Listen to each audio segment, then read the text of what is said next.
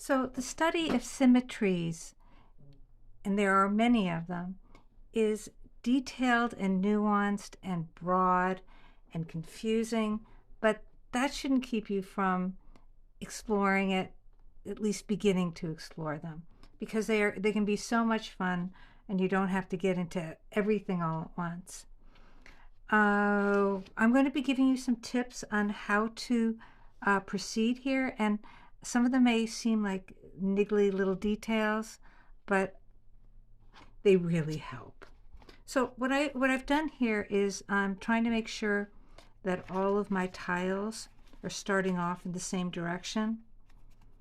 All their orientations are the same, and it looks like I must have messed with them, because I always mess with them. And now they look good. Okay, this one seems off, must be turned.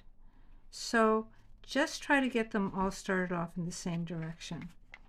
And it's actually good when they're not in the same direction, because it gets you to sort of look at them and just get a little bit more practice with noticing certain details. Okay, how are we doing? There we go. That looks good.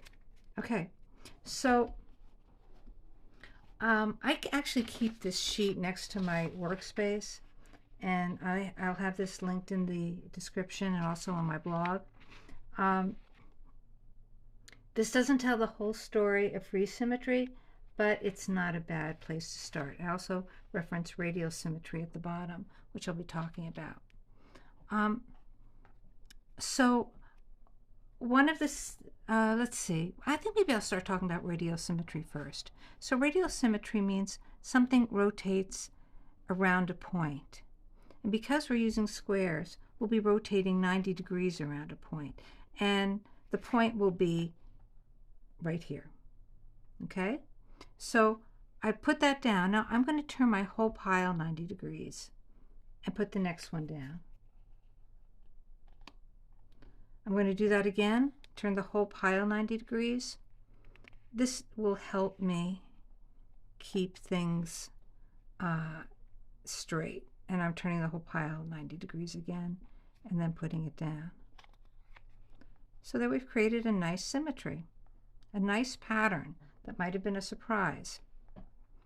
I'm going to do the same thing again, but instead of rotating around the point of this red piece, I'm going to start off differently. I'm going to start off rotating around the point of this, the black and brown corner. So put it there, rotate it, put it there, rotate it, rotate it, and look, using the exact same tile, we get two very different looking patterns. It's almost hard to believe that they're made from the very same tile. And so this is 8. You've got 9. I think it's kind of cool when you've done something like that, is just to put the original tile there. So you sort of remember, so you can see it more clearly. So this is 2 ways of doing radial, which we basically just turned it a quarter turn each time before we put one down, and you created this really interesting patterns that are very different from each other. Let's see. I think I'll use this one next. In the free symmetries, I have the first one up here is called translation, and it's as if, let's say there was a P on here, you just push it over one. And that may not seem very interesting, but see, I'm just pushing it over one, and this is the pattern this one happens to create. Okay. You know, I'm not that interested in this pattern. I'm going to turn them all and see if I'm more interested in this one. Not really, but that's okay. Actually, it's kind of nice. But when you're doing translation, you don't have to go all the way to the end. If I'm making a pattern, I can take that tile and just decide to say, go do the translation halfway across. And that gives me a different pattern. So I'm going to keep doing that.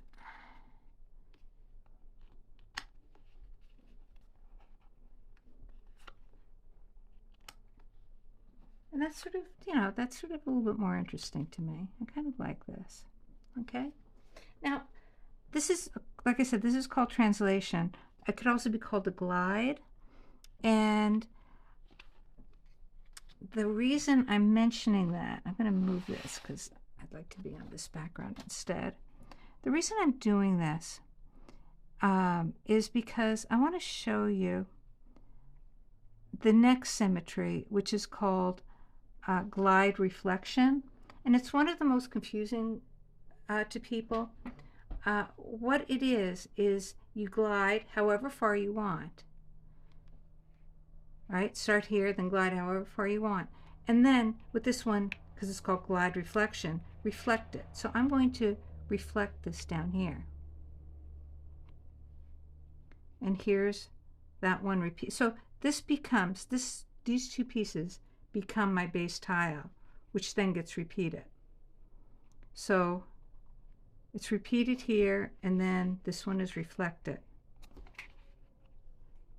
I'm not saying it explicitly, but where I'm reflecting across is as if there was a horizontal line here, and I'm reflecting across that line.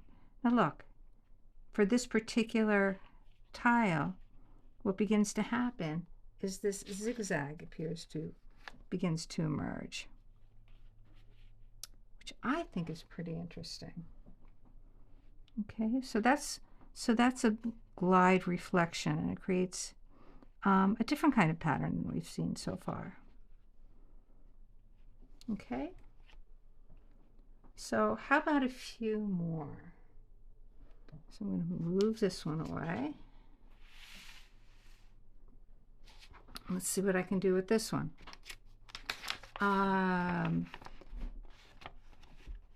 So you can play around with these different ones, but let's say we'll just do a mirror reflection.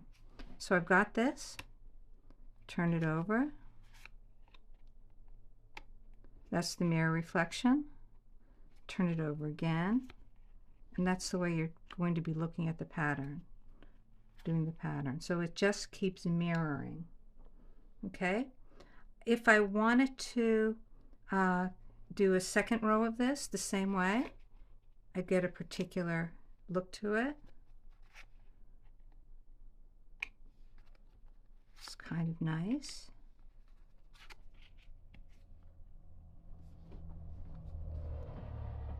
That's really pretty. There's also something else you can do.